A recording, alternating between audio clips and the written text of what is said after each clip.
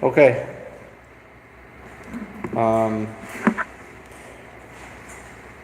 Welcome everyone to today's lesson in connection with July 4th.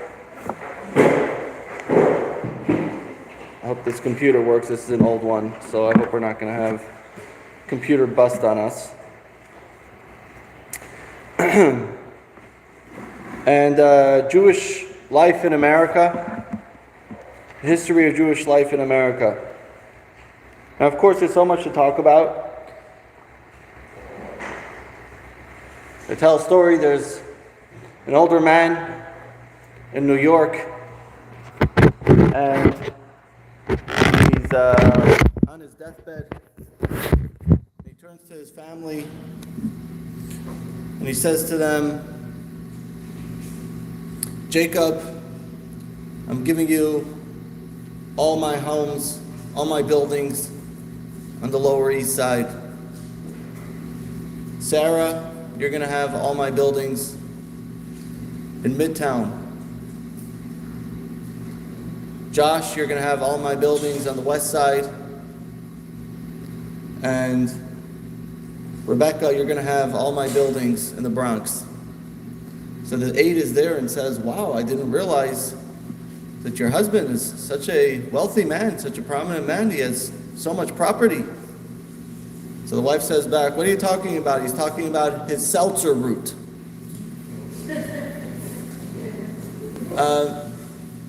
When it comes to Jewish life in America, so as you mentioned before about the Jewish people living until then in Europe, where it was,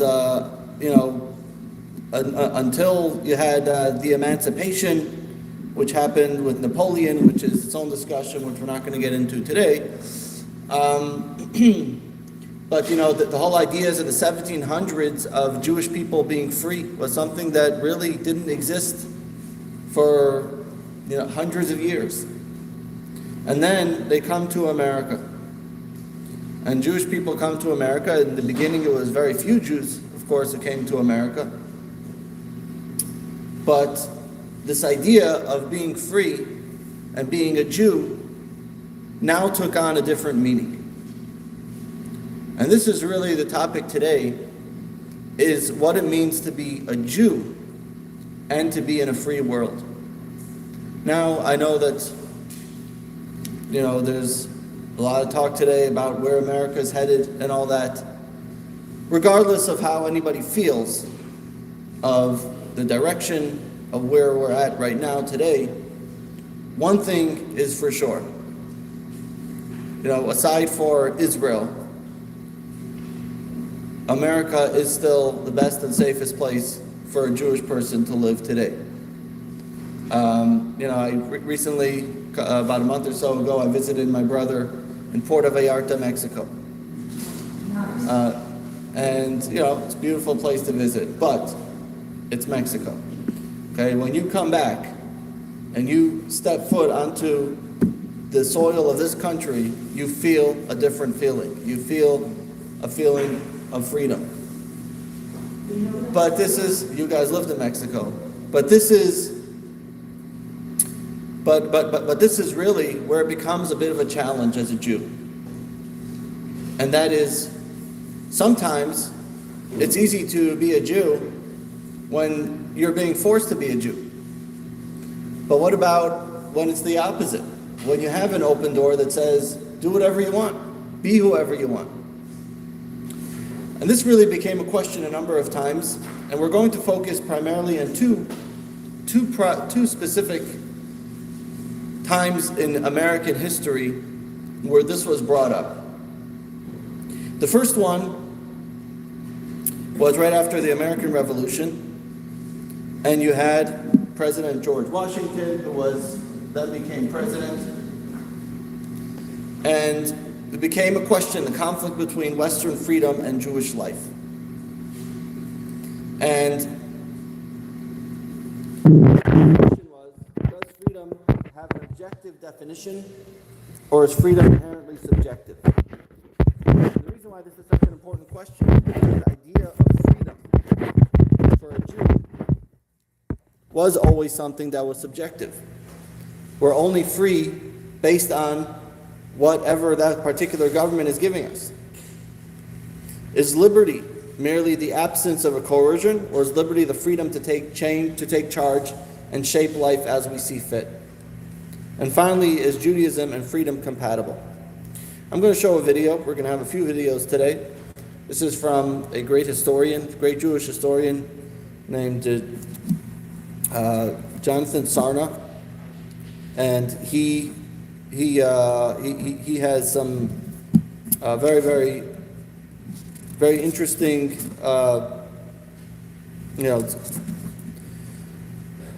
lessons about American history primarily. We're going to watch a little bit from what he says. We're going to begin with a period right as the founding of America and George Washington, President George Washington, and the Jewish community.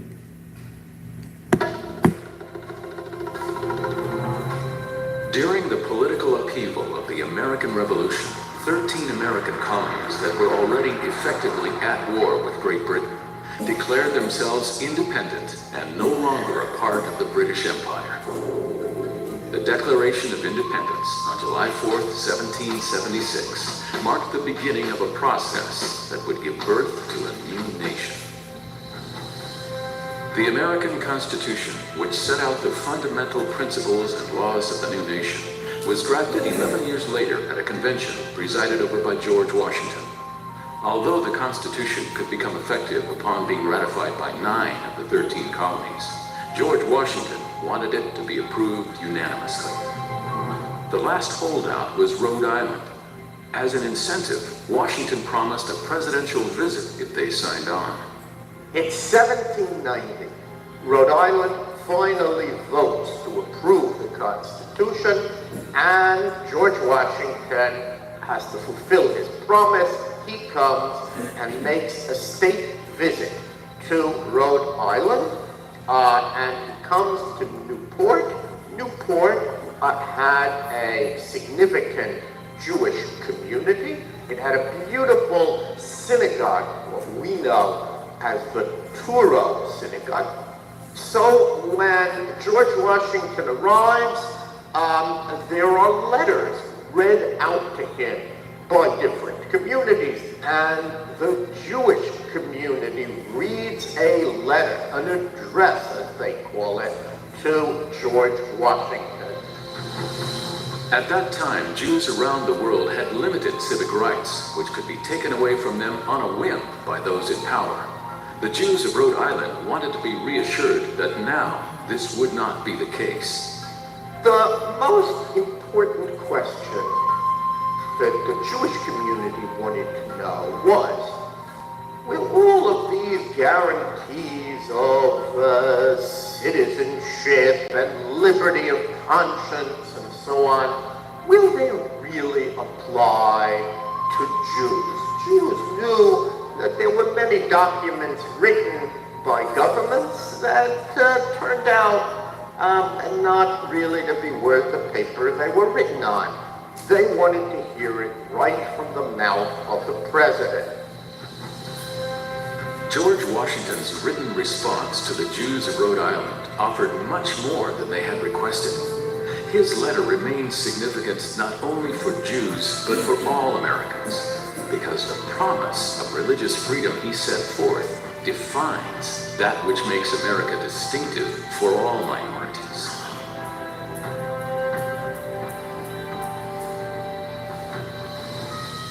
Anybody here ever heard of this episode? You did, okay. Yeah.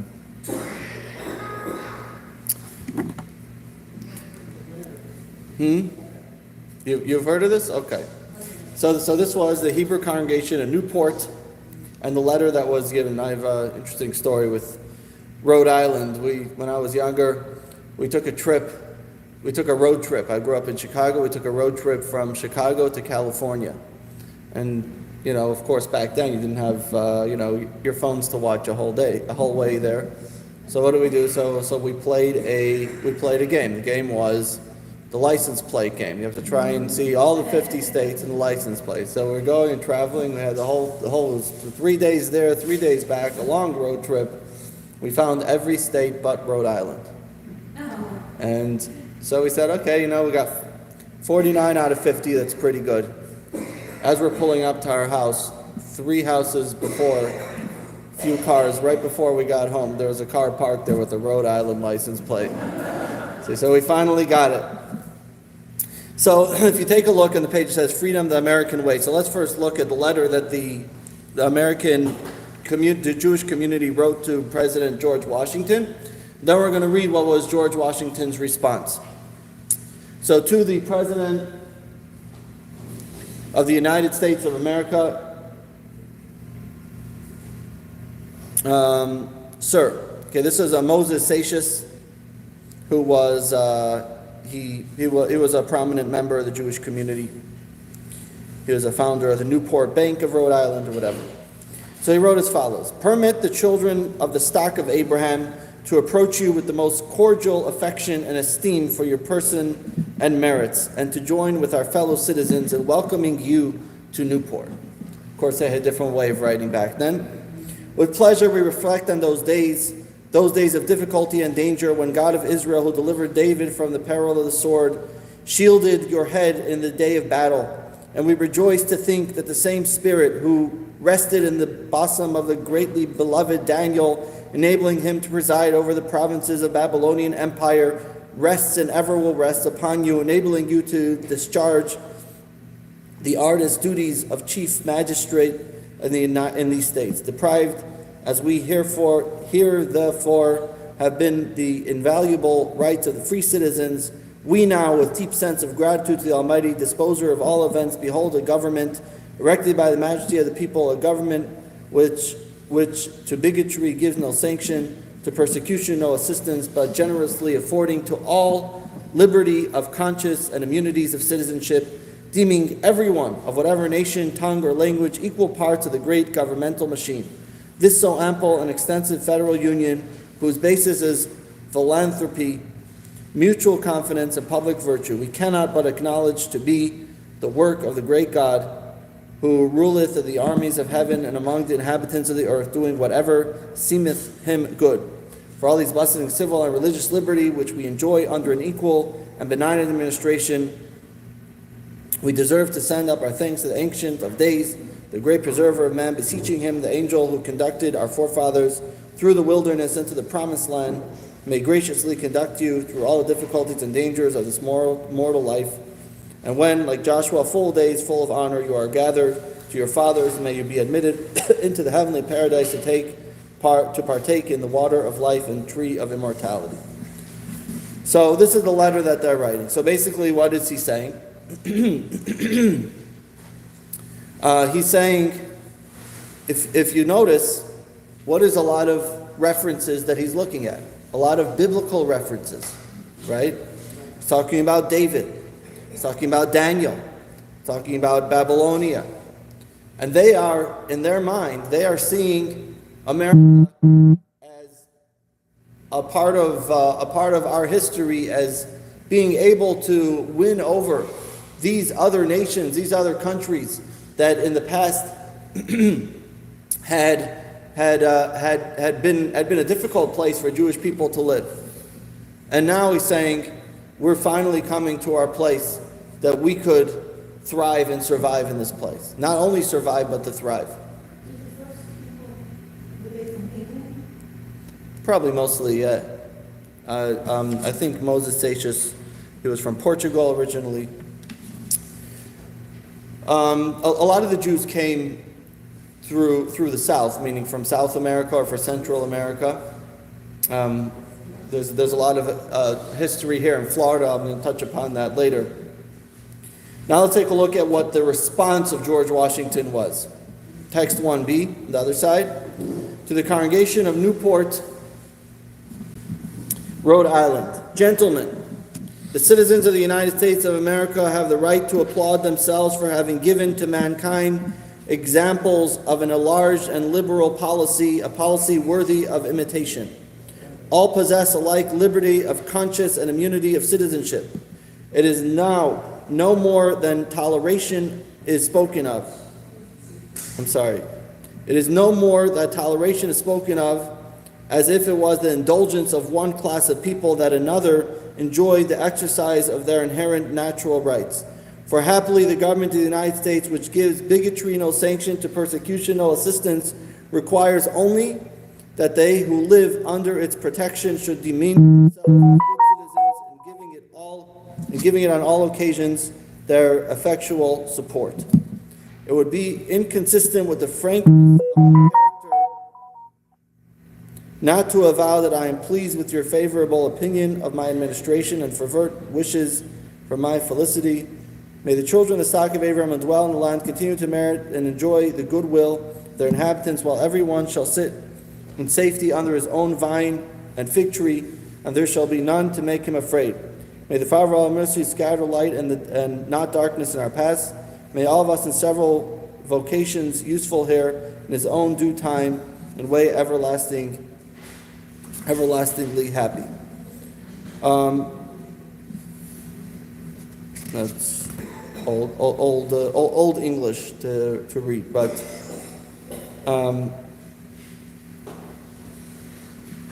what we see over here is something very important. Now, basically, what he was saying was, what the George Washington was saying was that this is not the same type of immunity that you got until now. This is not the same type of freedom that other countries gave you.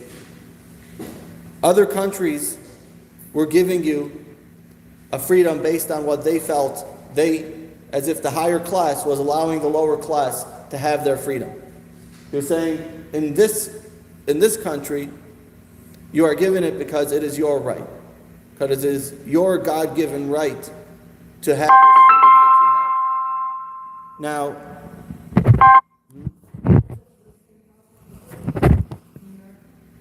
I believe it is, and I believe it's still standing today. You could still visit it. Now, let's take a look at some references that the Jews of Newport mentioned, as well as that the president responded. It said, who delivered David from peril of the sword. In the bosom of the greatly beloved Daniel, mentions Daniel. Inhabitants of the earth is Daniel. Ancient of days, also mentioned from Daniel. The great preserver of men, that's from Job. Through the wilderness, it's from Exodus. And when it's like Joshua. Now, what George Washington responds, he also makes a biblical reference. What does he say? He says, everyone shall sit in safety under his own vine and fig tree. That is from the book of Kings, from King Solomon, right? When the Jewish people were at the greatest, most prosperous time in history with King Solomon, right? They just built the temple, and everyone, this term is a reference of being very prosperous. So under his own vine and fig tree. Then what does he say? He says that Moses Seixas says, generally affording to all liberty of conscience and immunities of citizenship. George Washington responds, all possess alike liberty of conscience and immunity of citizenship, inherent. What's he saying? All possess alike, meaning that they're inherent national rights. He's saying, sorry, let me go back for a second. In the letter from Moses Seixas, he writes, you're affording to all, right? Generously affording to all. He used the term all possess alike, meaning I'm not affording you anything. You are equal. This is what you have. This is your right. This is your God-given right. I'm not giving you anything that you don't already have. And that is very significant. Because God gave it to us. Exactly. And this is the president. In other words, what I'm saying is, what the Jewish community was requesting was, okay, please afford us generously, right? Please generously afford to all liberty of conscience, immunity, and citizenship. The president is saying, I don't have to afford you anything. You all possess alike, just like anyone else, just like any other citizen. You have that already. I don't have to give you anything. You already have that inherently. And that was the first country to do that. This was this country. The United States was the first country to ever give the Jewish people this type of immunity. That to say not only, okay, we'll be tolerant of you. No, he's not saying we're not being tolerant of you. You have a right that we can't even give you. You have the right inherently. And this was a very, very powerful letter, which till today, is something that's extremely meaningful to the Jewish people. And of course, we know what happens later on in the Declaration of Independence. We hold these truths to be self-evident, that all men are created equal and they are endowed by their Creator with certain unalienable rights. Right? So this is a different type of freedom. Until now, the freedom was a higher class is allowing the lower class to exist. We'll be tolerant of you. This is saying, no, you are given that right inherently. Huh? Okay.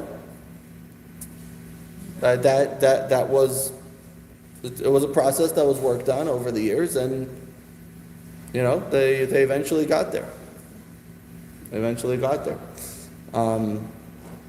But over here we're talking about the Jewish community.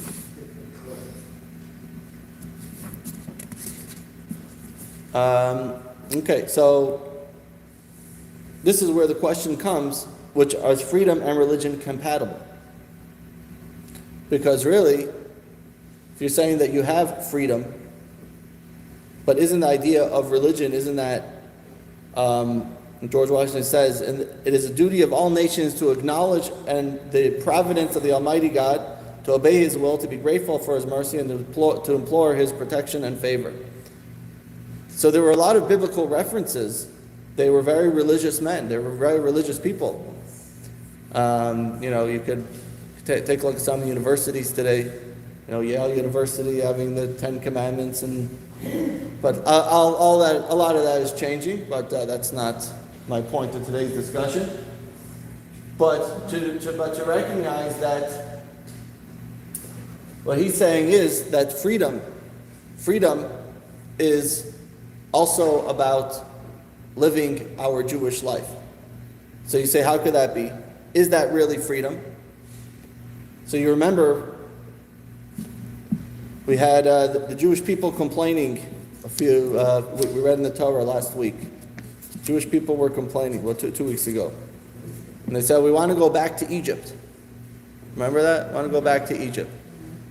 So what actually is better? Is it better to be in Egypt, or is it better to be free? The Jewish people said, we'd rather be in Egypt. Moses, you're giving us too many laws to follow. It's not easy to be a Jew. It's easier to be a slave.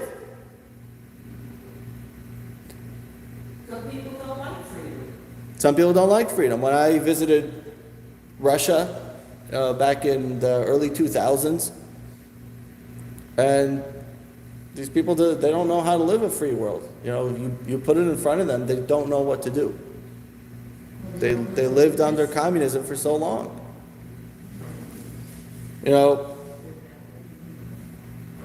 We all say this part of the verse, let my people go.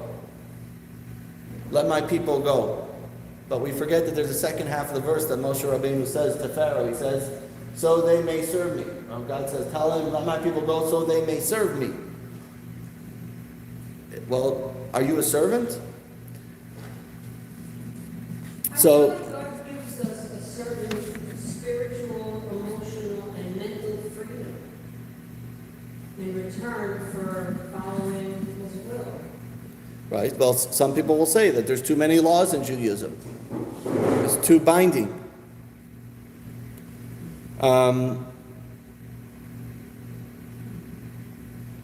you think that's true? Do I think it's true?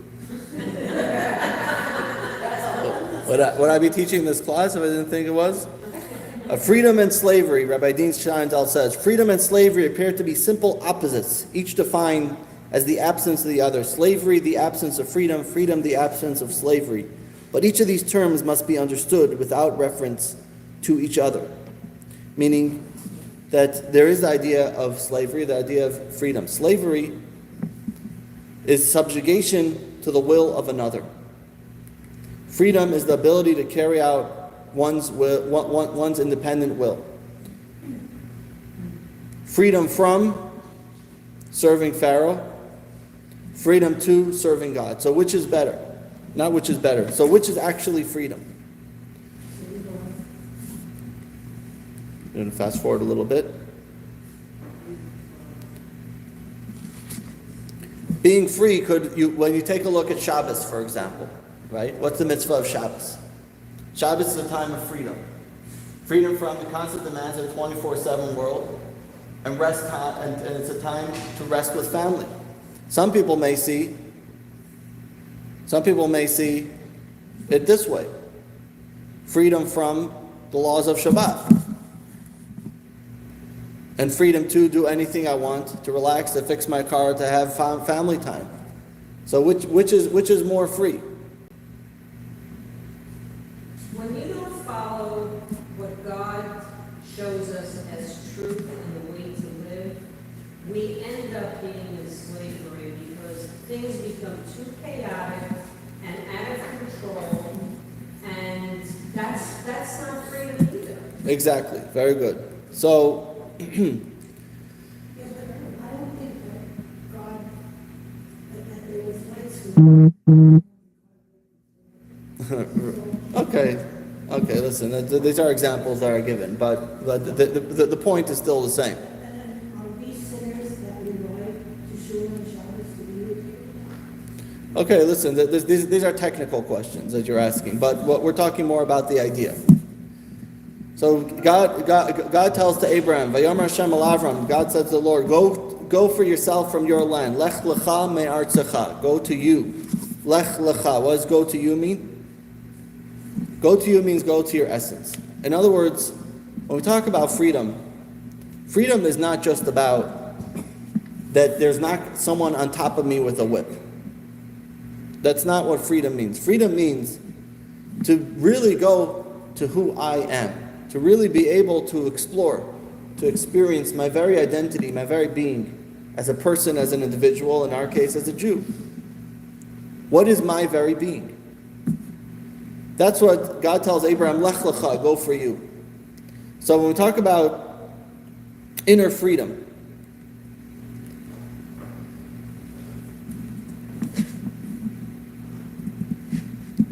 for some it will be intellectual opportunities may be free. For an animal, it's to be able to move. For a vegetable and fruit, it's to have the soil, water, and air to survive. For an animal, it's to be able to move. But for a human being, it's our intellectual opportunities that we have. And for a Jew, it's to perform mitzvahs as an expression of the soul. That's what freedom is. Freedom is to find our very identity within our soul, to find who we really are. And when we take a look and we talk about the American freedom, so to speak, that were until now, the American freedoms, what it does is it gives an opportunity for us to live as a Jew in a way that nobody else seems to be getting in that way, or at least shouldn't, as we'll see soon that there were some bumps along the road. But to be able to find our identity as what a Jew really is. And this is really what President Washington was telling the Jewish people, and this is really what he was affording them. He was telling them, not only are you free that we're not going to bother you, and there's not going to be pogroms. He was telling them, you're free to be who you are as a Jew. You're free to express your very identity as a Jew. There's no one here is going to tell you how you may or may not be living as a Jew in this country. And that's what's unique here. Not just we're going to let you survive. It's not just we're going to let you be. It's not just we're going to allow you to be another citizen and we're not going to bother you. It's that we're allowing you to bring out the greatest of who you are as a Jew, which is something that Jewish people really struggled with throughout the years, especially during that period, 1700s, to what was happening at the same time, taking countries like Russia, You take a look, for example, what happened with Napoleon, just to give an example, without getting into details, but Napoleon gave emancipation. But his version of emancipation really wasn't about allowing Jewish people to live as Jewish people, as Jews. It was allowing them to live as Jews the way he is going to dictate them to live as Jews. And essentially he wanted to control how they should live as Jews in his version of emancipation, which is the reason that there were a lot of Jewish leaders at the time who didn't support him. But George Washington was saying, you are free to live as a Jew in your way, for your very identity, for your very being, for who you are as a Jew. And that's what was unique. One second. In his farewell address, he says, all the dispositions and habits which lead to a political prosperity, religion, and morality are indispensable supports, whatever may be conceded to the influence of refined education forbids us to expect that national morality can prevail in exclusion of religious principle. Now this brought many questions down the road, which is what exactly does this mean? This is where the concept of separation of church and state came about, which brought about the whole question of the menorahs, which I'm not going to have time to get to today, but it's a fascinating discussion. The question of public menorahs, for example. This is just one example where there were those, and a lot of it was led by Jews, who were not in favor of the concept of placing public menorahs, which was primarily by Chabad in the early 70s.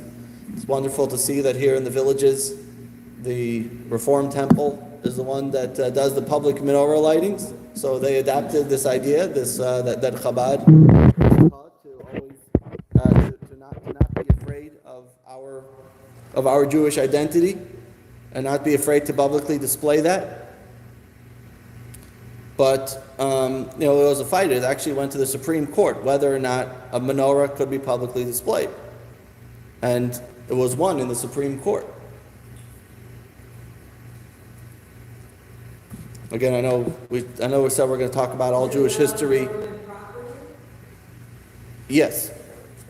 If there are other religious symbols. If there's no other religious symbols, the government could say we have no religious symbols. But if they're putting a Christmas tree there, then they have to allow a menorah by law.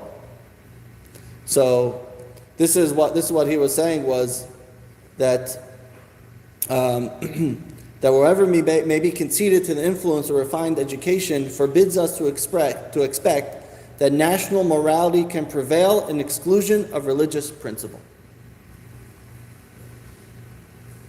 In other words, what he's saying is that we, as a national country, cannot tell you that you cannot follow your religious ways.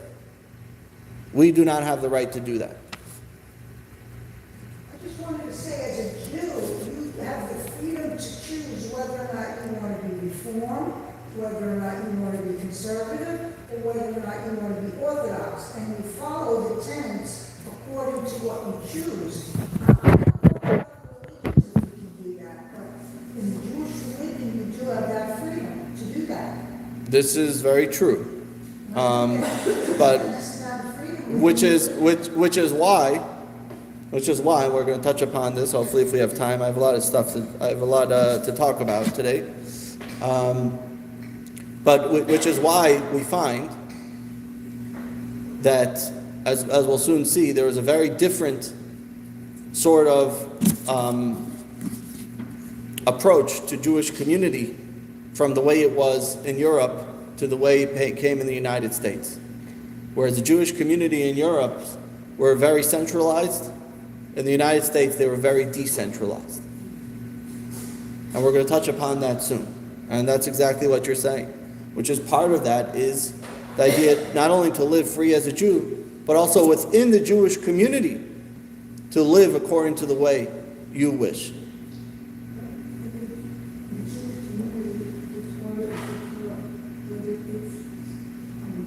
Orthodox, conservative, towards it, so I think it's how much the Torah you want to believe. True, true, true. Christian religion, Lutheran, Protestant, five other different. Right. Yeah, I mean, listen, this is a little bit beyond our discussion today. You know, this is you know, a question of, you know, how, you know, the different denominations within Judaism.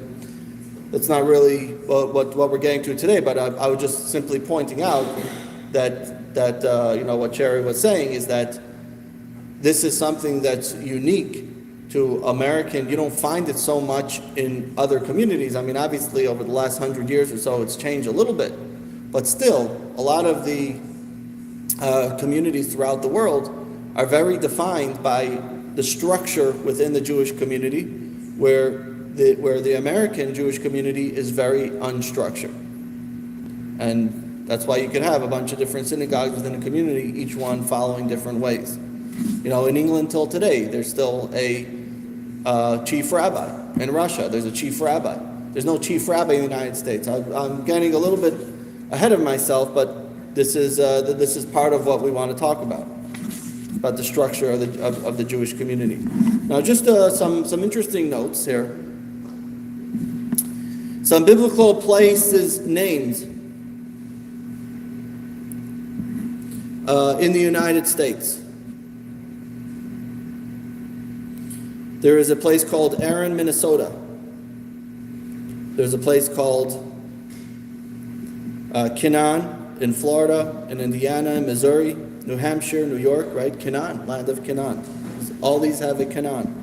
Carmel, Indiana, Carmel, New Jersey, Carmel, New York. I'm not going to go through all these, but I have listed a bunch of them. There's actually a Gaza, New Hampshire, believe it or not. There is a Goshen, Alabama, Illinois, Indiana. I'll give a Hebron. There's a Hebron, Arkansas, Hebron, Colorado, Hebron, Connecticut, Hebron, Pennsylvania. There's a Jericho, Alabama, Jericho, Arkansas, Kentucky. There's a Joshua in California and in Texas. There's a, Mount Carmel, Alabama, Connecticut, Illinois. Mount Olive, Alabama, Arkansas, North Carolina. Shiloh in Florida, Iowa, Ohio. So these are Zion, there's a Zion, Iowa, Kentucky, Maryland, Minnesota. So we see that a lot of the cities within the United States are biblical cities as well. Zion National Park, exactly. So there's a lot of, this is just a few examples. There's a full list of it, which I'm not going to read through this, but this shows us again the idea of the appreciation for the biblical references that that this country was so keen to appreciating the biblical aspect. But more important than the biblical aspect is the way they welcomed Jews into our country. Now I want to get back to this a little bit later. I'll skip a little bit here.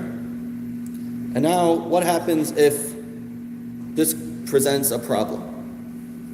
This is a problem of dual allegiances, where you could be a loyal. What if it's a question of being a loyal citizen versus being a loyal Jew? And that is the next issue that comes up. Huh? Sandy Koufax. Yes, he's actually mentioned here. That's a very good.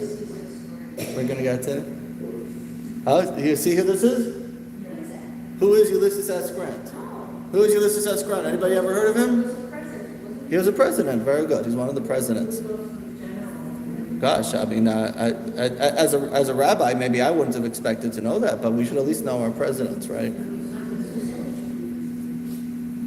You notice that today presidents don't go to war like the old presidents did. He is the president, according to our Constitution, is the commander in chief, right?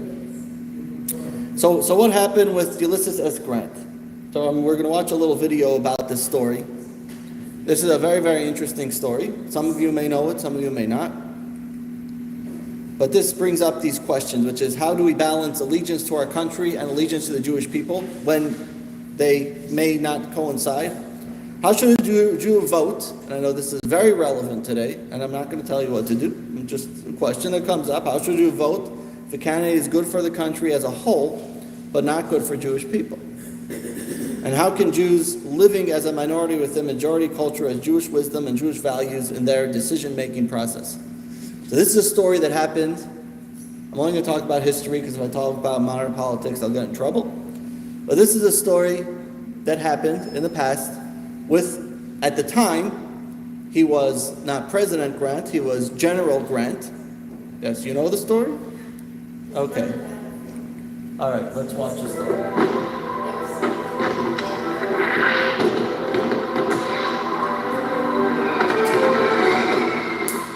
The American Civil War began in 1861 when several southern states separated from the North and formed the Confederate States of America.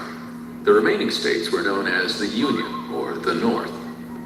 When Union hopes for a quick victory were shattered, the generals decided that it was necessary to employ economic warfare together with military campaigns.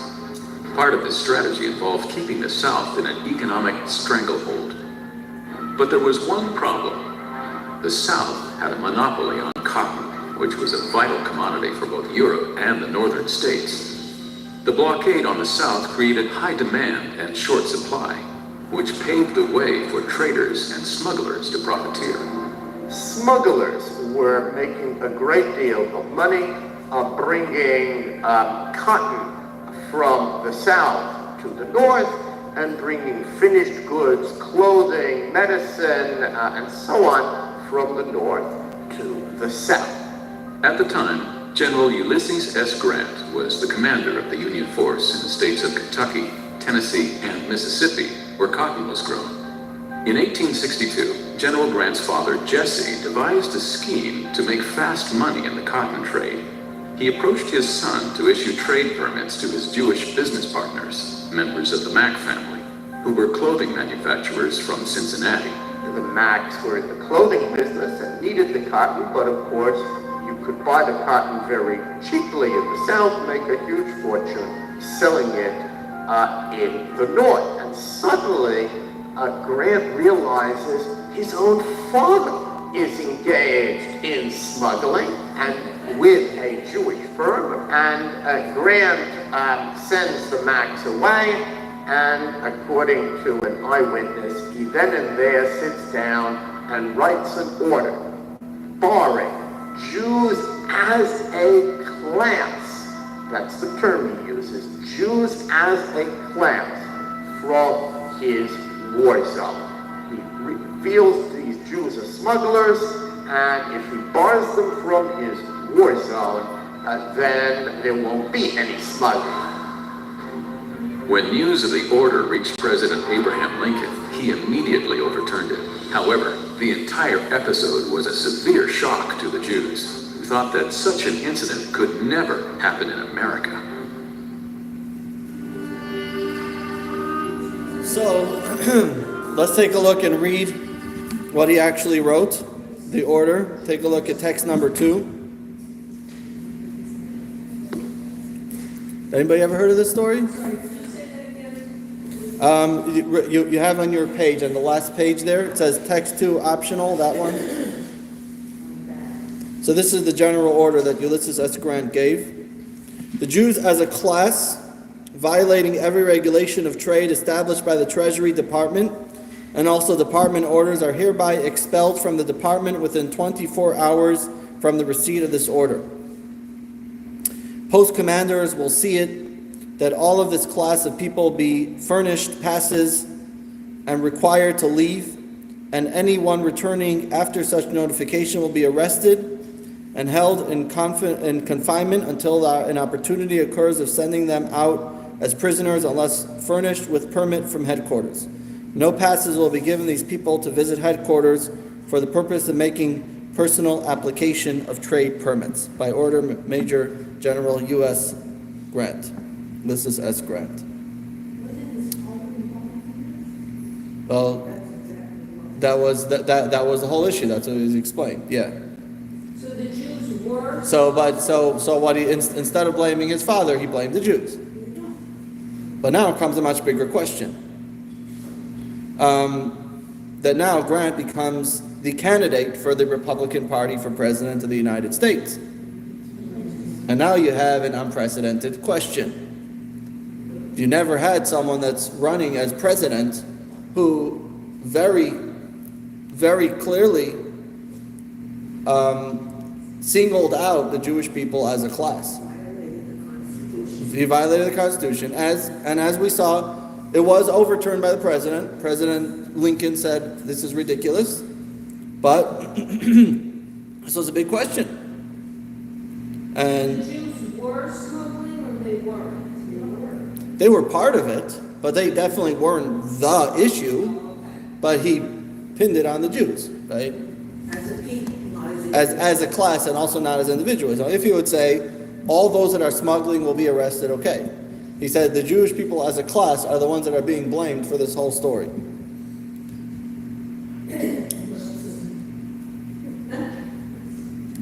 Doing the same thing So basically what he was saying was exactly this. Just about everyone could be engaged in smuggling, including union workers, and his father, of course, but not the Jews. And so this was the order. So now comes the big question. You now have, this was his order. Now comes the question, could the Jews vote for a man who once had expelled Jews as a class from his war zone? When they say expel from, no, they just They- allowed them to do business. Yeah. In certain places, didn't allow Right. them to government buildings, they didn't want them to be part of. Right. Anything that had to do with government. Exactly. Thank you.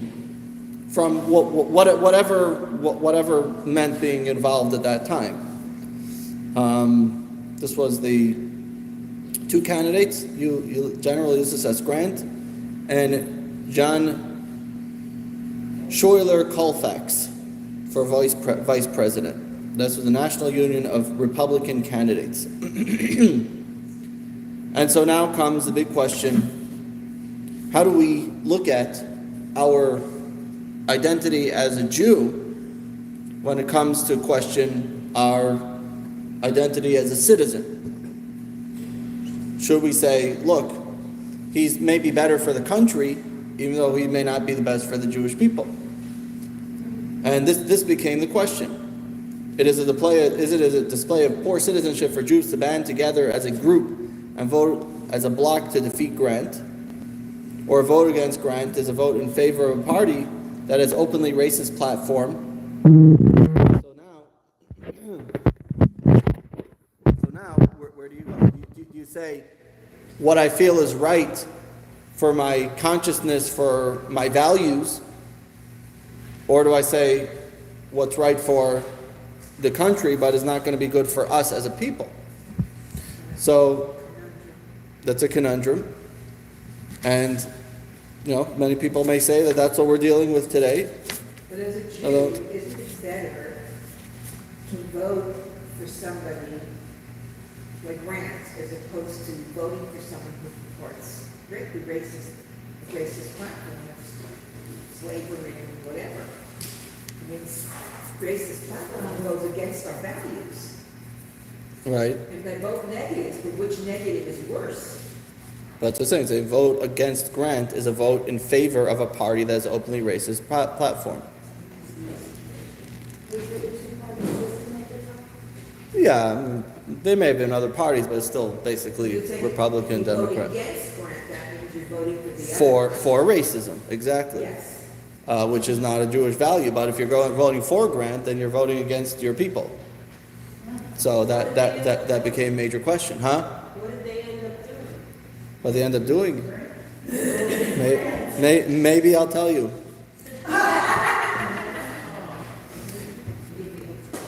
The idea of Jewish patriotism, we find that the story of the Jewish people in Egypt. Israel immediately, energetically joined him with the work all day, and they enjoyed the feast of the wicked. And we know both of these stories didn't end up very well. When you showed allegiance, full allegiance to your country, this was the Jewish people. They immediately went to work for Pharaoh. That didn't work out very well. We had a story where they enjoyed the feast of the wicked, and they enjoyed the feast of Achashverosh in the story of Purim, and that brought upon the demise of what happened then. And now you pointed this out before. You said Sandy Koufax, right? Right? Maisha, I told you I'm going to bring some baseball in just for you. So, but what did he do? To such a splendor of the single mitzvah performed with energy and self-sacrifice, something that the Rebbe said about Sandy Koufax after his story. But here was a question: should I show my allegiance to my team, or should I show an allegiance to my belief, to my faith? And this becomes a big question for a lot of people. It becomes a huge question today. What if where do I show my allegiance to Israel, or do I show my allegiance to the United States? Many people have that question today. What do I do as a Jew? So, not necessarily is there always a good answer for this. But again, this is more discussing history. And so we're looking at questions in history that came up about these type of questions, which are very relevant today.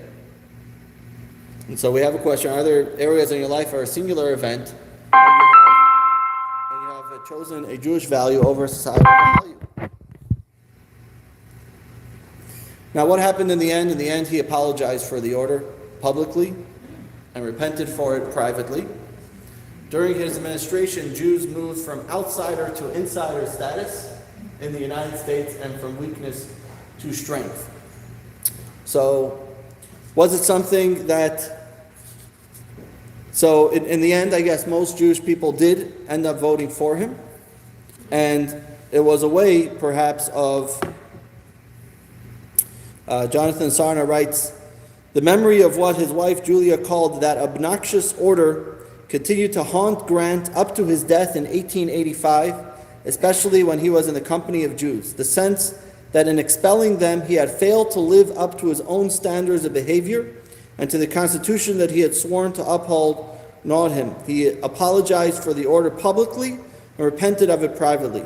He consciously excluded any mention of it from his acclaimed memoirs. He gloried in the fact that on his deathbed, Jews numbered among those who visited with him and prayed for his recovery. Did he apologize his worry during the election? Because he wanted to be voted in? I understand your question. I don't know the answer to that historically, like when exactly he apologized, but he very clearly came. He very clearly came out and stood and apologized for it. And as we mentioned before, President Lincoln, I'm just going to read one more thing here. The president turned to have no knowledge whatsoever of the order, for it had not reached Washington. According to an oft-quoted report, he resorted to a biblical imagery in his interview with Kaskel, a reminder of how many was Caesar Kaskel, a Jew, had come to America from Prussia. One second. He said like this. He said, and so the children of Israel were driven from the happy land of Canaan. He said, yes, that is why we have come unto Father Abraham's bosom asking protection. Lincoln said, and this protection they shall have at once. So President Lincoln made it very clear that this would not be acceptable under his administration, and then this continued on under Ulysses S. Grant. Did he apologize before the vote? That's what she just asked. I don't know the answer to that. We gotta find it out. I don't know the answer to that, but he very clearly went out of his way to be nice to Jewish people. Now, there's actually a very interesting story with President Grant And a man named Schneur Zalman, the Rabbi Chaim Tzvi Schneerson, who was a great-grandson of the Alter Rebbe, Rabbi Schneur Zalman of Liadi. And he lived in Jerusalem. He was working for Kol Chabad, which was a charity for Israel, which lasts until this very day. And there were some issues that they were having, the Jewish community in Jerusalem was having back then. And he was appointed by the Jewish community of Jerusalem to go and meet the president. And at that time, the president was Ulysses S. Grant. And he came and he presented his cause. At that time, he was wearing a rich robe of silk, which was like a Sephardi garb of the Jewish people at the time. And when he came, he said, arriving in Washington, Schneerson lectured twice on the Jews in the Holy Land with members of the president's family and of Congress. And he met with, and he called upon President Grant at the White House on the informal reception given in his chair by the president to many whom he was favoring with few words of private conversation. The president rose courteously to receive the rabbi. And Schneerson responded with traditional blessing for rulers. Blessed are you, Lord our God, King of the universe, who has given his glory to human beings, which is usually said when you meet a king. It's a blessing to say when you meet a king. He then carried out his mission, imploring Grant to turn your attention to the deplorable condition of my brethren in the Orient, that the principles of the government may be truly embodied in its representatives abroad. And basically he asked to help out Israel. Well, then he referred to it as the Orient. This was before the modern establishment state of Israel. And President Grant granted, no pun intended, his request, and he helped. I don't know exactly what it was, but he made sure to help out the Jewish community in Israel at the time. So this is another thing with regards to President Grant.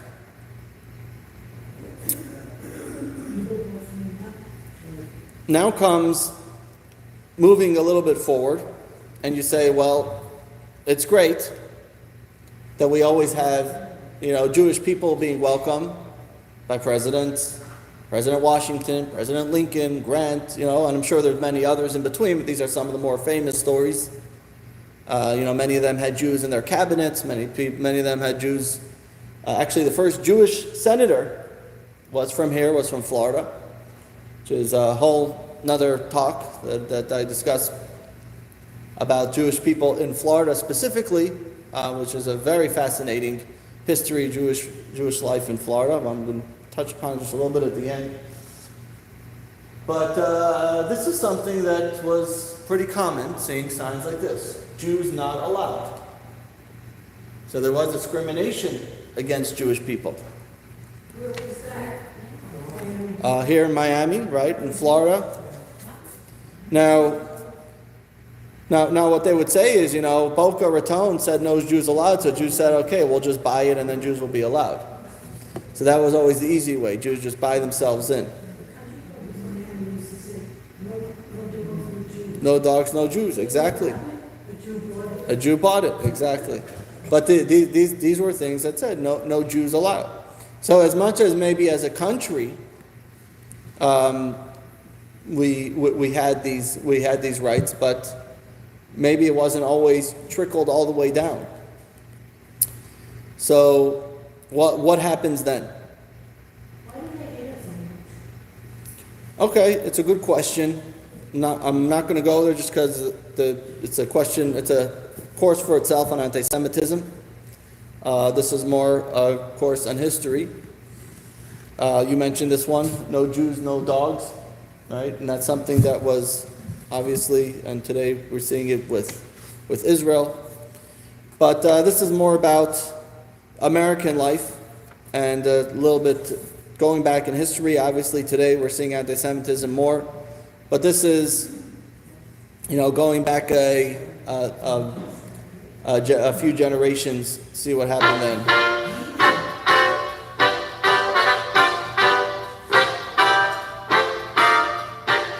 The 1920s in America were a time of widespread prosperity.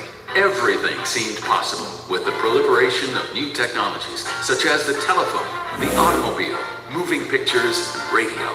The decade was aptly named the Roaring Twenties.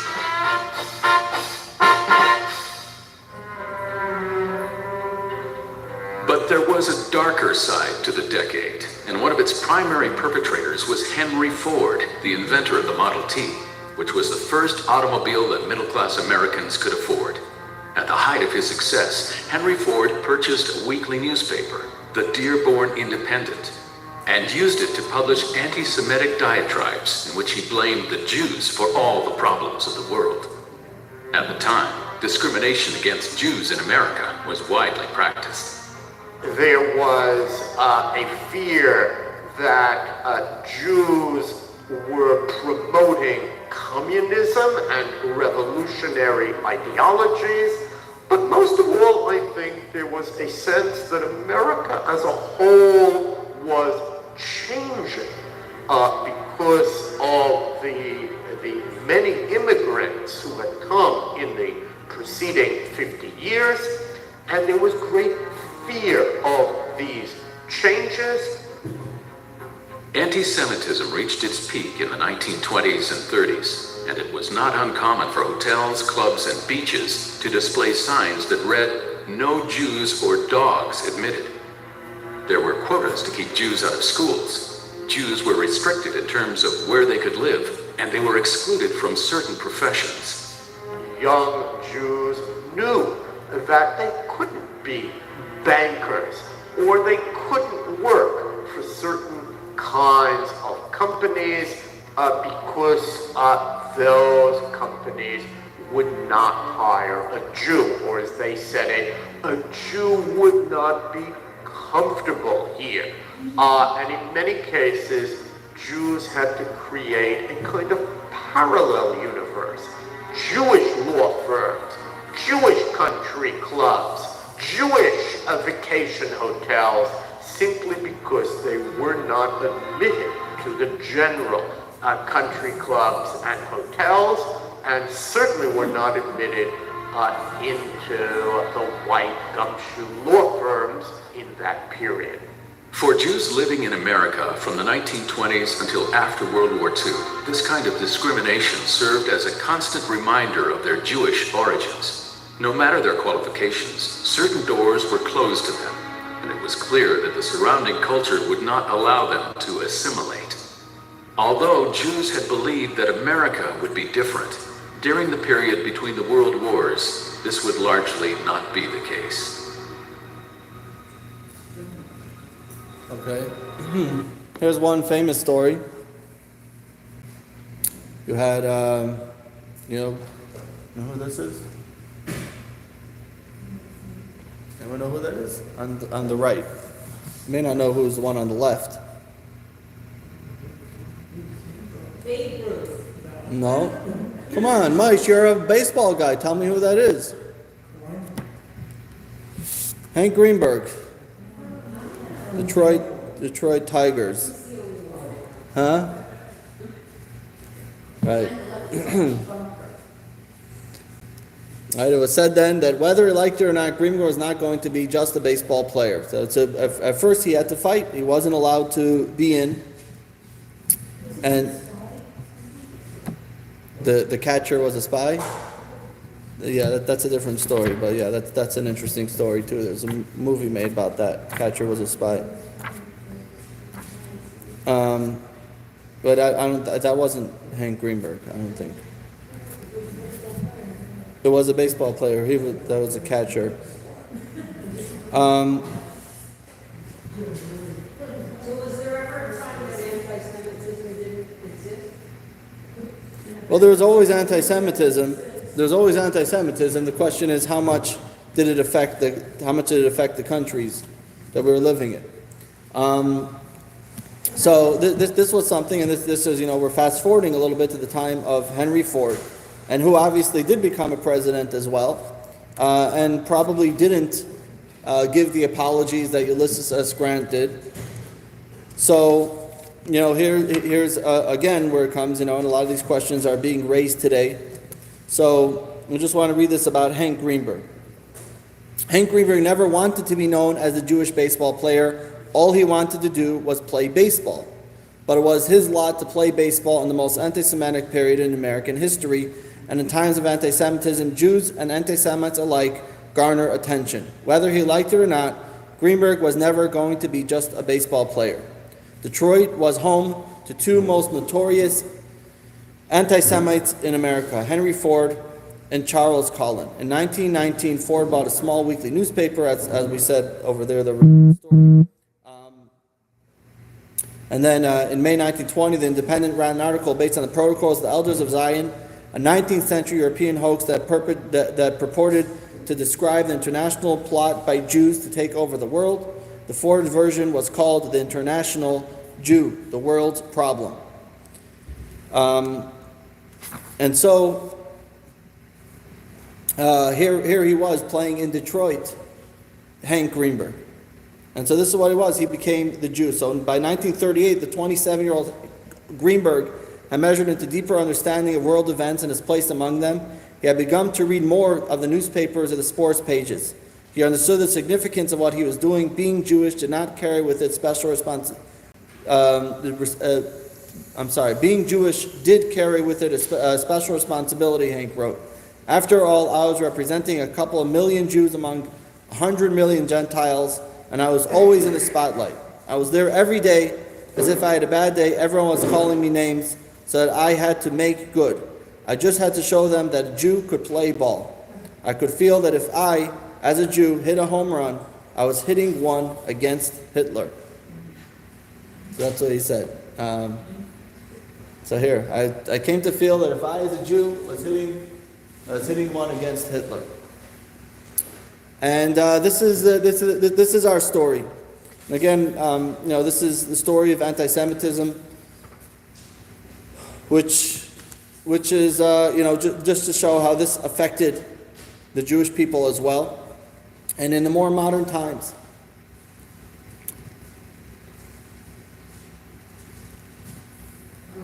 I'm going to skip a little bit. Helping Hitler by giving them engines for their planes. Yeah.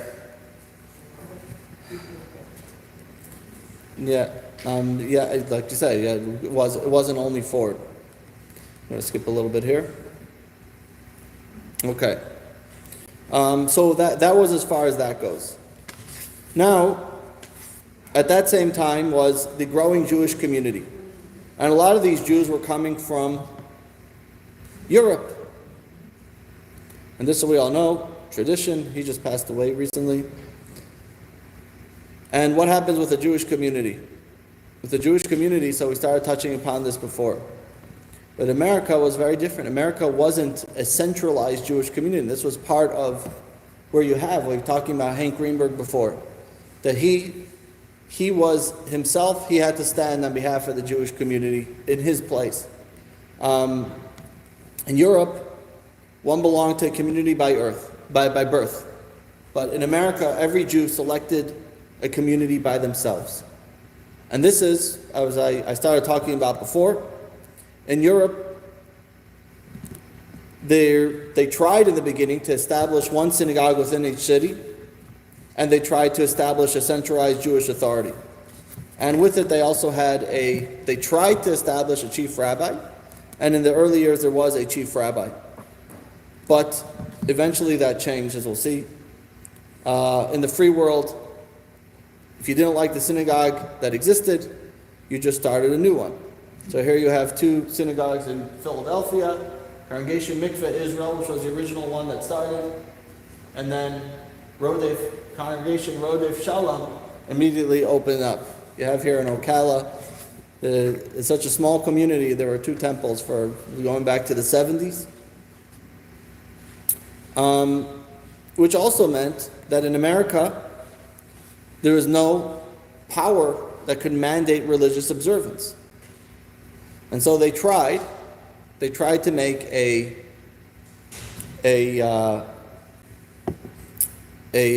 what like they have in other communities in the world, a chief rabbi. And it didn't really work out very well. I'm going to skip this video. Okay, we'll do the video.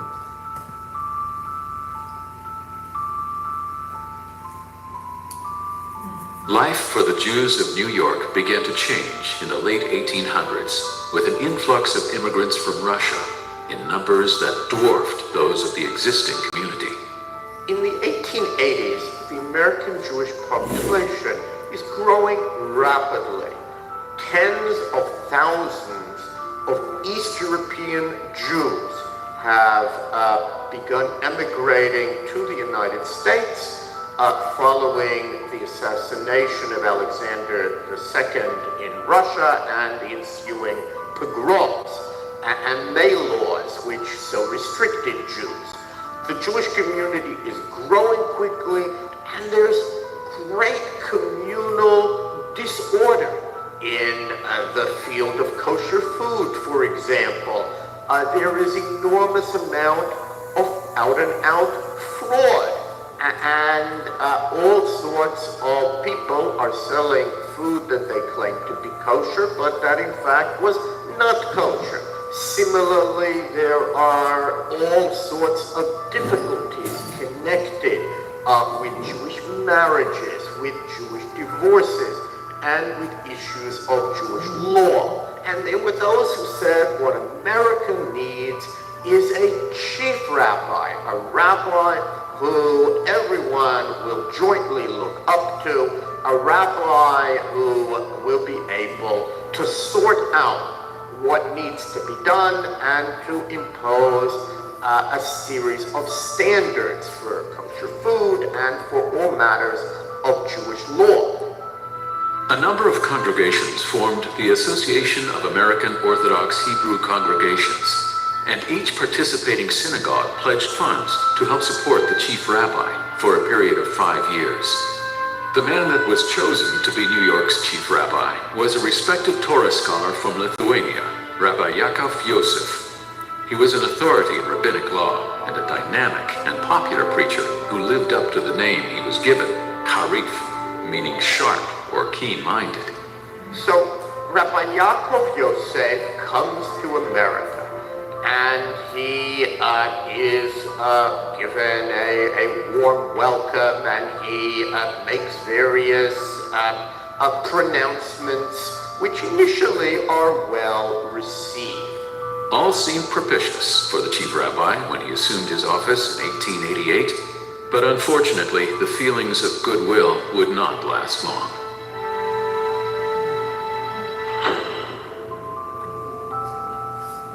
So this became a question now, and this is what I'm tying back to to what we started talking about in the very, very beginning, which was, we're talking about a free country and the freedom that we're given. And going back to George Washington, this creates also an issue, which is when you're talking about free to be Jewish, well, how much does that extend?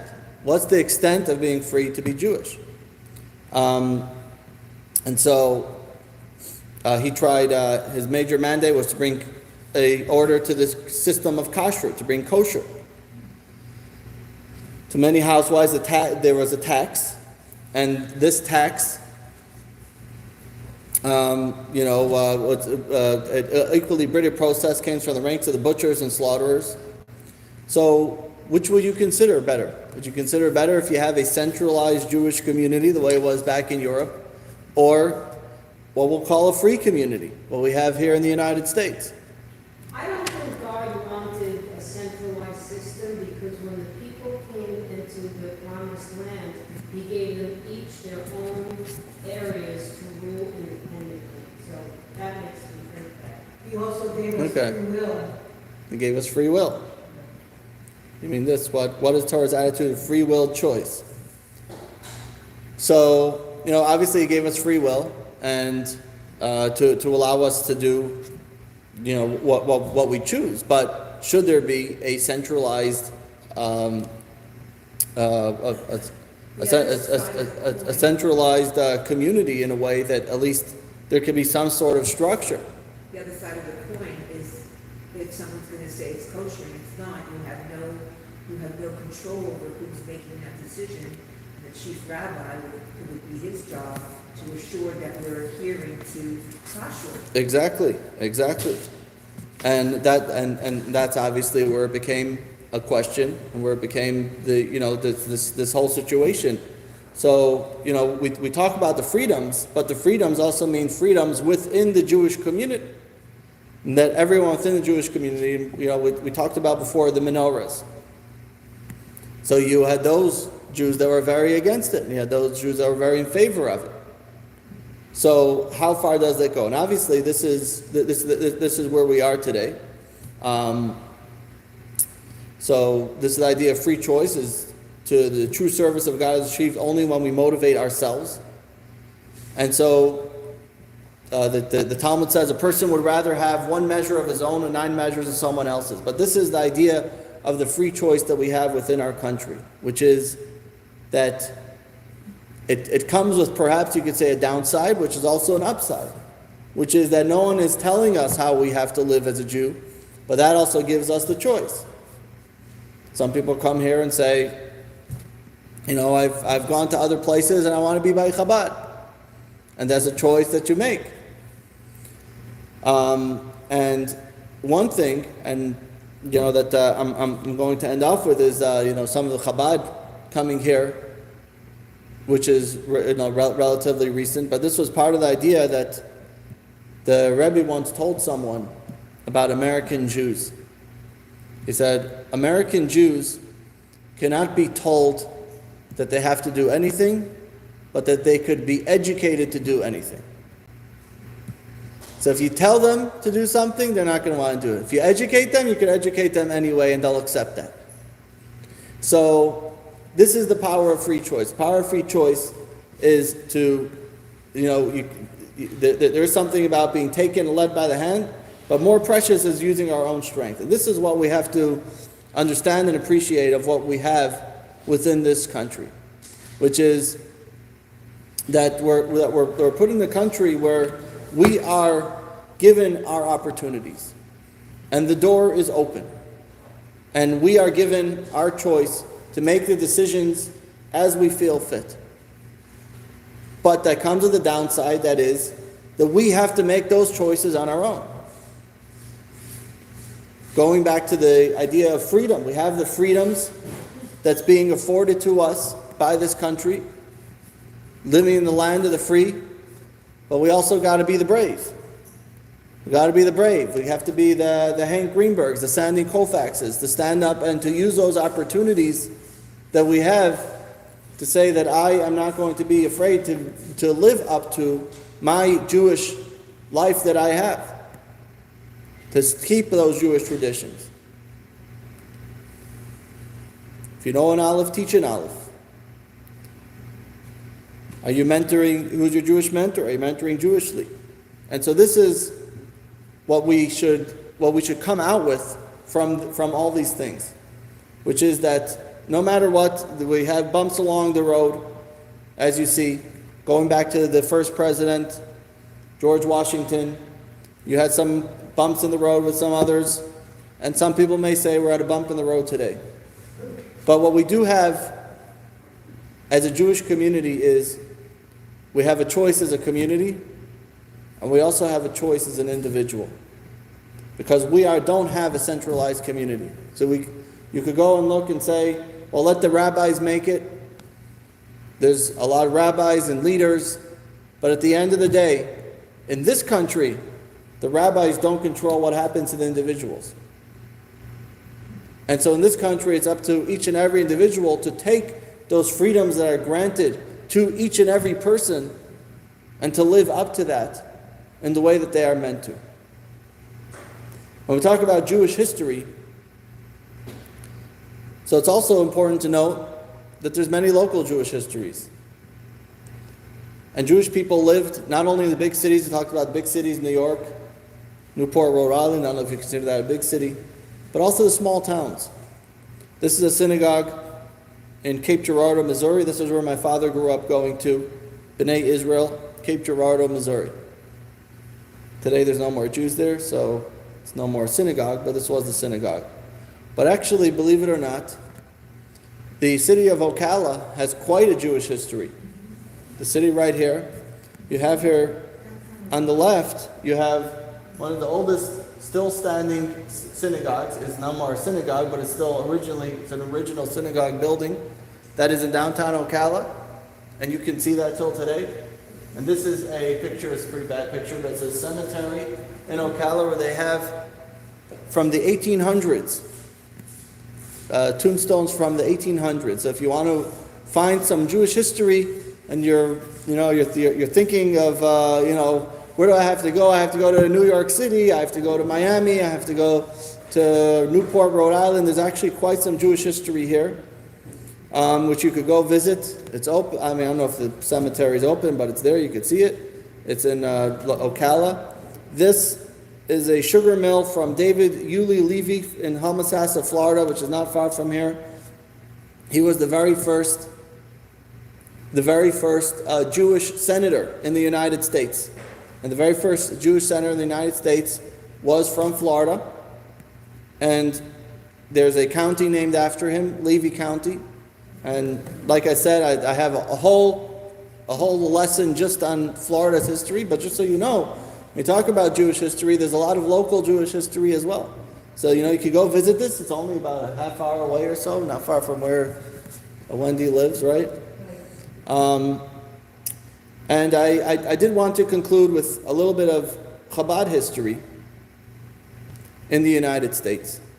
Now, we mentioned about the grandson of the Alter Rebbe coming and visiting, and of course there were a number of Hasidim here, but it was relatively small as far as Chabad goes. Chabad was always in the city of Lubavitch in Russia. But later in the 1920s, when the previous Rebbe was expelled because of not complying with the Soviet government at the time. And eventually he was expelled from Russia, and he ended up coming to the United States. And a number of years later, so did the Rebbe himself. But this is something very fascinating. This is a picture of the Frierdiker Rebbe, the previous Rebbe, Rebbe Yosef Yitzchak, who I'm named after. You know what's happening there? He is signing his document for citizenship. He came to the United States and he said that when I come, I don't want to just be here, but I want to be here as an American citizen. And the Rebbe later explained that this side of the world never had the giving of the Torah at Mount Sinai. So we have to bring the Torah to this side of the world. And he wanted to be able to be a citizen of this country to fully integrate the Torah and biblical teachings into this country. And so he wanted to be in an official way. And a number of years later, the Rebbe also came. And this is a letter that he wrote to President George Bush in 1991. So I'm going to read this for you. He said, "My wishes, Mr. President, as well as those First Lady, are heartily appreciated. I can best reciprocate by invoking God's promise to our patriarch Abraham. I'll bless them that bless thee. I welcome especially your remarks, my dear President, as a tribute to the Lubavitch movement, which I am privileged to head. That it has grown and flourished in this country as a testimony to the conducive climate and responsive human nature that combine to ensure that all positive efforts are abundantly fruitful." Now he says, "By divine providence, your kind letter was dated in the morrow of the anniversary of the nation's birthday. It is well to remember that the founders of this nation considered Independence Day a day of deliverance by solemn acts of devotion to God Almighty." Then he continues on and says, "By divine providence also, my arrival in the United States in 1941 coincided with the declaration by Congress that year, making July 4th a legal public holiday." So that's the year that's the day that the Rebbe arrived, which was on the 28th of Sivan. which was July 4th. And what's very fascinating is that this year, the 28th of Sivan, also fell out on July 4th. This past Thursday was the 28th of Sivan, which is on the Hebrew calendar the day that the Rebbe arrived in this country in 1941. He said that was the day that they made July 4th a legal public holiday. And this year also was on July 4th, the 28th of Sivan, the day that he arrived with his Rebbetzin. No, this was the Rebbe, the Rebbe Menachem Mendel. That's also tomorrow night is the Rebbe's Yortzeit. I just want to conclude with the last 5 minutes that we have to watch the video. They actually had a professional video done in color in the 1940s of in the year 1949 of the previous Rebbe receiving his citizenship, officially becoming an American citizen. I think that's a wonderful way to end this lesson. Just open it up. No.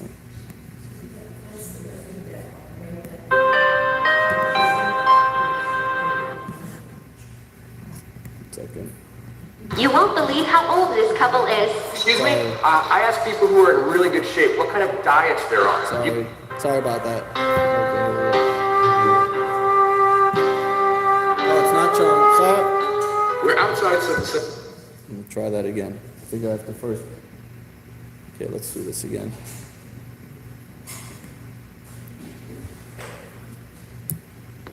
Hold on.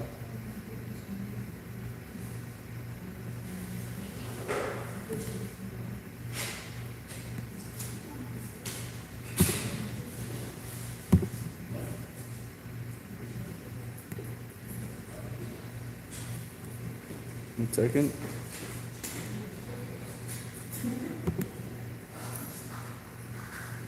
Okay, here we are.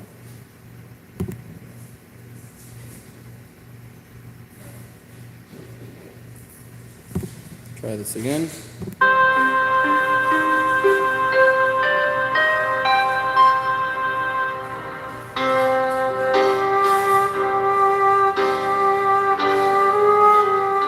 We're outside 770 here. This is a delegation from the court arriving for the Rebbe's citizenship proceedings. They're greeted by Rabbi Kazanowski.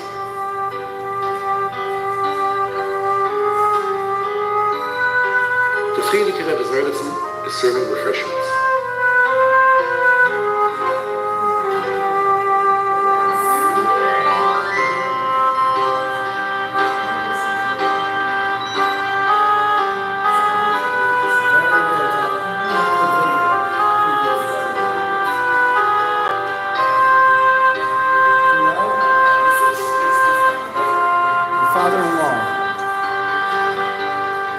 The Rebbe's son-in-law's successor, the Rebbe, joins him. The one on top, that is the Rebbe. Rabbi Kazanowski.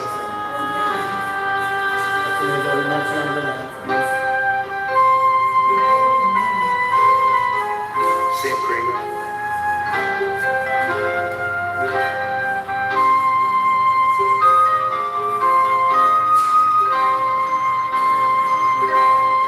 That's Supreme Court Justice Leo Reifel holding the register for the Rebbe to sign. You'll see Rabbi Hadakov for a second on the top left. This is the Rebbe's Yechidus Simcha, his private study. In honor of the Rebbe, Congress passed a special law that citizenship would be granted in a private residence. Look at the gentle way the Rebbe is assisting his father-in-law. Many of the students of the time speak about the Rebbe's tremendous respect, awe really, in his father-in-law's presence. Rabbis Sholem Goldschmidt and Yisrael Gordon. It was something unusual for the way the Rebbe was sitting, and this Rebbe, the Ramash that time, the way he was sitting mit a Zah Bittel, nicht kein Wort ausgerät, like sits in front of a secretary, that's the way he was sitting, in front of the Rebbe, all the time. When he sat upstairs on the meal, he used to try to help his father. So the Rebbe used to indicate the school was close enough, and he used to move over to school. So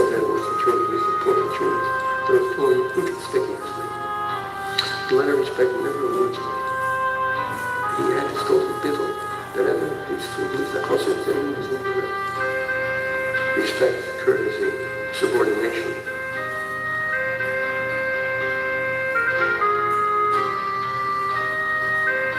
The previous study was somewhat paralyzed at the time. So you can see it doesn't really have such kind of motions. That's Yisroel It was Chanowitz. very viciously beaten in Russia at the time when he was there. Judge Philip Kleinfeld. In between the two judges are two clerks of the court.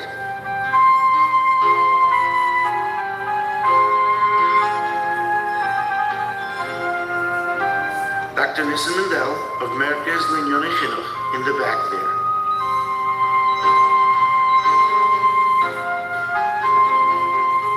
The petition for naturalization.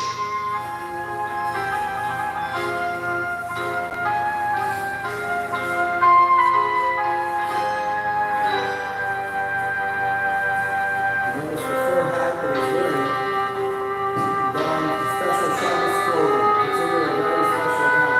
He put on Shabbos clothing for the occasion. With the brown hat is the famous Yiddish writer, Nissim Gordon, who wrote a beautiful account of this event in the prominent Yiddish newspaper, Der Tug.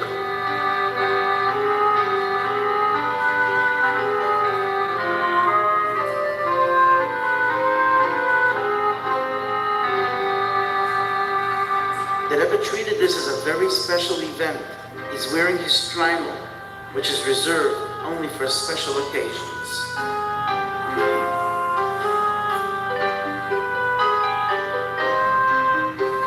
That's the signature card.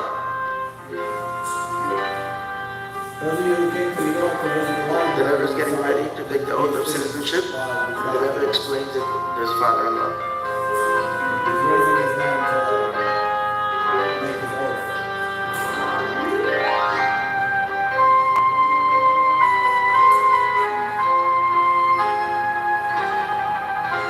Reb Zev, I understand that just 3 days later after this occurred, you had the merit to be in that room with the Frierdiker Rebbe on the occasion of your Abschirmish. The Frierdiker Rebbe held out his tzitzis for you to kiss. Yes, that's true.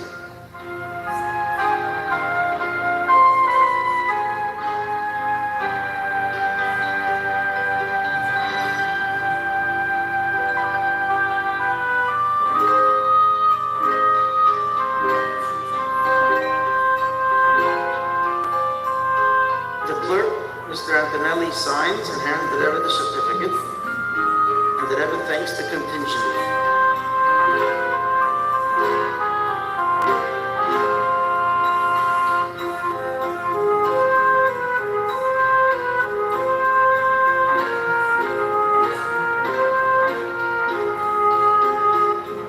The Rebbe says, Abraham, our patriarch, left Aram, which was a self-indulgent land. When he arrived in a place focused on compassion, producing and sharing, he said, this is where I'd like to settle. Similarly, I found this country a place of compassion, accommodation, and freedom. As an American citizen now, I'd like to thank the United States government, headed by the President, for its kindness and efforts in saving me from Hitler's hands.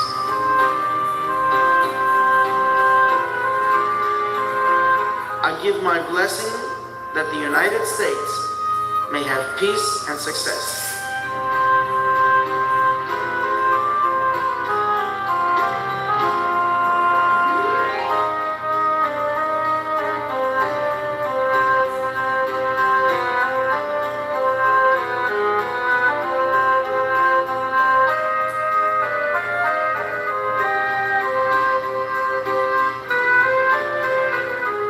Mr. Kramer asks the Rebbe to reenact some of the proceedings so that the photographers may get better pictures. I think that for Jem today, which is preserving and producing videos of the Rebbe at such a high level, this film has a very special meaning. You know, the Rebbe himself arranged this event, and he did this recording of his Rebbe at the highest standard of that time. In 1949, it must have been a major feat to bring a film crew to 770 To record this high-quality color film, I think it's a lesson. The Rebbe was the first to do this. And he set a very high standard for how to value and treat these special films.